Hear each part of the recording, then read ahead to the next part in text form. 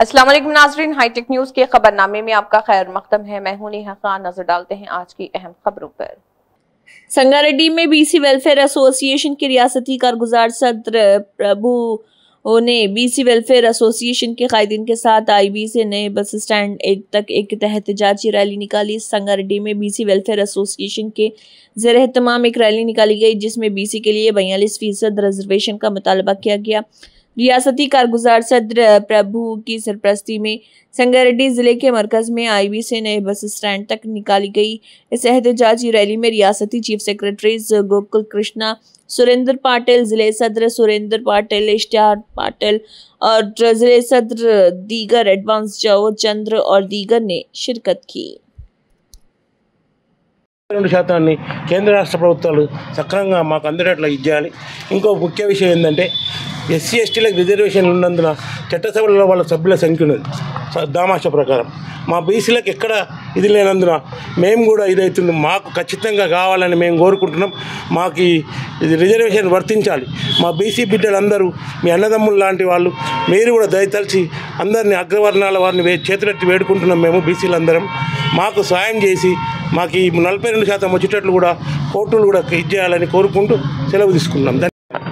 BC సంఘం జిల్లా స్థాయి రాష్ట్ర స్థాయి నుంచి వచ్చినటువంటి మన వర్కింగ్ ప్రెసిడెంట్ ప్రభుగౌడ్ గారు, అట్లాగే జిల్లా అధ్యక్షులు మల్లికార్జున్ పాటిల్, అట్లాగే మరి బీసీ నాయకులు మన సాయిల్ గారు, మహిళా అధ్యక్షులు మంగమ్మ గారు, మంజులమ్మ గారు, ఈ విధంగా అందరూ కూడా ఈ బీసీ ర్యాలీలో పాల్గొని బీసీ ర్యాలీ చేసినందుకు వాళ్ళందరికీ కూడా హృదయపూర్వకంగా ధన్యవాదాలు చెప్తున్నాను। అట్లాగే మరి రాష్ట్ర ప్రభుత్వము బీసీలను మరి ఎదిగేలా ఒక జీవో నంబర్ 9ను మరి స్థానిక సంస్థలకు అనుకూలంగా ఉన్నటువంటి జీవో నంబర్ 9ను తీసుకొని మరి అసెంబ్లీలో పెట్టి అఖిల పక్షాలు అందరినీ కూడా కలుపుకొని ఆ జీవోను గవర్నర్ పంపినట్లయితే అక్కడ పంపించిన తర్వాత కూడా మరి గవర్నర్ యాక్సెప్ట్ చేయలేదు।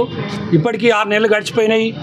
అంటే పరోక్షంగా ఈ 6 నెలలు గడిచిపోయిన జీవోలు గవర్నర్ దగ్గర పెండింగ్ ఉంటే అవి పరోక్షంగా పాస్ అయినట్ల లెక్క। కానీ అవేమి పట్టించుకోకుండా హైకోర్టు కూడా ఈరోజు జీవో నంబర్ 9 కొట్టివేస్తూ ఉత్తర్వులు జారీ చేసి మరి బీసీలకు అన్యాయం చేసిందిగా మేమందరం భావించాల్సి వస్తుంది। కాబట్టి ఈ యొక్క జీవో నంబర్ను 9ను కేంద్ర రాష్ట్ర ప్రభుత్వాలు మరోసారి పునఃపరిశీలన చేసి కేంద్ర ప్రభుత్వం కూడా దీనికి సహకరించి సుప్రీంకోర్టులో కూడా మరి ఈ జీవో నంబర్ను పాస్ చేసి బీసీలకు స్థానిక సంస్థలలో మరి న్యాయం చేసినట్లయితే బీసీలందరూ ఎదగడానికి అవకాశం ఉంటుందని చెప్పి ఈ సందర్భంగా తెలియజేస్తూ మరి జై బీసీ, జై బీసీ ఈ సందర్భంగా తెలియజేస్తా ఉన్నాం। అగ్రకులాలలో కూడా బీసీలకు సపోర్ట్ చేసే వాళ్ళు చాలామంది ఉన్నారు, కానీ కొంతమంది చీడ పురుగులు తలిగి మరి కోటుకోవాల్సిన అవసరము మీకు ఎందుకు వచ్చిందని కూడా నేను ఈ సందర్భంగా తెలియజేస్తా ఉన్నా।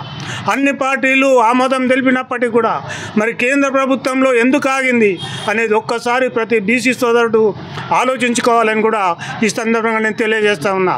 అదేవిధంగా మరి బీసీలకు ఏదైతే రిజర్వేషన్ ఇచ్చింది అమలు చేస్తే కేంద్ర ప్రభుత్వానికి కూడా మంచి పేరు ఉంటుందని ఈ సందర్భంగా తెలియజేస్తున్నా। బీసీలతోటి పెట్టుకొని బీసీలను అలగదొక్కాలంటే మీరే అణిగిపోతారు తప్ప బీసీలు పైకి లేస్తూనే ఉంటారు।